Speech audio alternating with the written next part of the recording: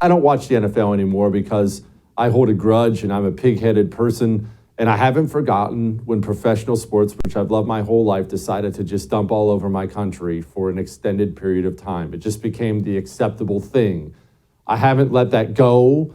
Do you think the NFL regrets it? Probably not. From what I understand, the TV ratings are still high. But do they look back on all that insanity and think, wow, we did a good thing there? I don't know if they think they did a good thing. I think that the reactions were knee-jerk. I think that the attention Colin Kaepernick received was one man impacted the entire league in a way that I'm not sure should have happened. But when you get down to topics like police brutality, racism, Black Lives Matter, I think everyone sort of cowers and everyone feels guilty for whatever reason, even if they have absolutely nothing to do with any of the issues of the day. It's interesting. I talked to Nate Boyer recently. He is a former Seahawk, had a cup of coffee with the Seahawks, but he actually met with Colin Kaepernick before Kaepernick knelt for the first time. Nate Boyer is a former Green Beret, gave a lot of time and effort to his country, obviously risked his life for his country, and discovered that Colin Kaepernick was sitting on the bench during the anthem and wrote an open letter to Colin. And Colin said, come visit me. I'm going to be doing a preseason game down in San Diego. Come visit me. Well, they sat down together along with Eric Reed, another guy who knelt. And Nate said, look, here's the thing. That anthem, that flag, those things matter to me. I've seen my friends come home with a flag over their coffins. And to his credit, Kaepernick said to him, is there a way you think I can do my protest? Because I'm going to stick with this, that would not hurt or offend the military. And he said, well, usually, when we see a casket coming home and you think of church, you think of God, you think of prayer, we kneel. And so he decided to kneel. So that was, I think, a step in the right direction, but it's still, it just, let's be honest about this, folks. People sitting down watching a football game want to unify. They want to hear that national anthem and sing it with pride. They want to love their neighbor next to them, whether they're rooting for the same team or not. They want to release from the everyday stresses. They want to enjoy that battle on the gridiron. And they don't want young men who have never gone to war to preach to them about how they should feel about the flag. Yeah, that's one of the things that honestly that bums me out about it, and I miss that about it. I think sports is important for every society. I don't think it's just a game. I realize it's a game, but there's a reason tiny tribes have sports. They have sport. Mm-hmm. It helps bring people together. It's part of what brings people together. And now, I don't know, maybe I'm old-fashioned, maybe I'm just stupid. I feel like we've lost that with the new version of America's athlete. This is not universal, obviously. I know there's a bunch of them, but there's so much of that now. It's a turnoff for me. Yeah, I think that you are not alone. I really do.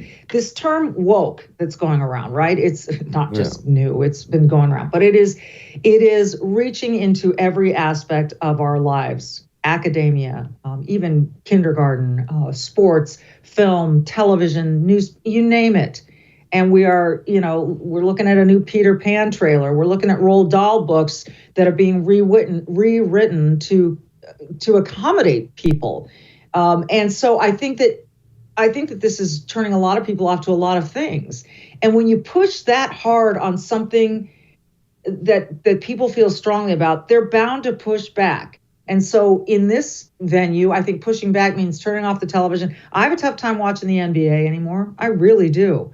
I don't disagree with you on that. And it breaks my heart too. I can't help but remember Whitney Houston singing the national anthem before the Super Bowl when we started the Iraqi war. And I think we all had chills. We all had goosebumps. I remember 9/11, how we all locked arms and said, never again. And we're not going to forget. And we love this country. And Democrats, Republicans, independents can all stick together.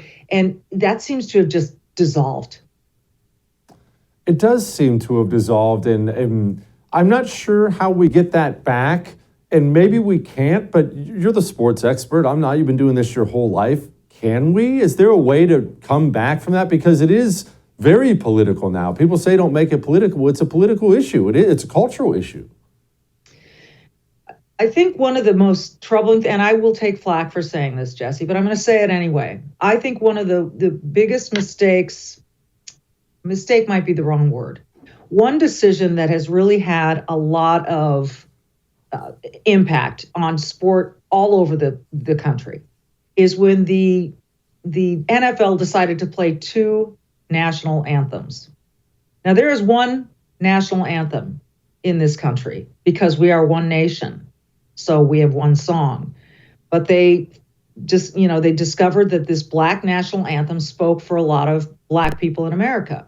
So Lift Every Voice and Sing is now part of the formula before every Super Bowl. Now, I was at a girls' high school basketball game recently, and to mark the beginning of Black History Month, they did not play the national anthem as they normally do. They played only the Black national anthem. Some people cheered wildly about that. I felt like, why are we doing this to ourselves? Why are we dividing ourselves? We can all acknowledge we live in the same country. We have a national anthem, and that's the anthem that plays at the Olympic Games, and that's the anthem that represents our country. Why are we doing this? And I would posit that the NFL really is responsible for bringing that into. Now, for some people, they may think it's a great thing. I don't have any problem with the song. It's a beautiful song. But to suggest that it is the Black national anthem suggests that we have two nations here, not one. And I think that's quite divisive. Support the First TV today and get instant access to exclusive specials like Who is Ron DeSantis, the history of FBI scandals, and America's worst presidents. Visit thefirsttv.com/support or download the First TV app to become a supporter and start watching today.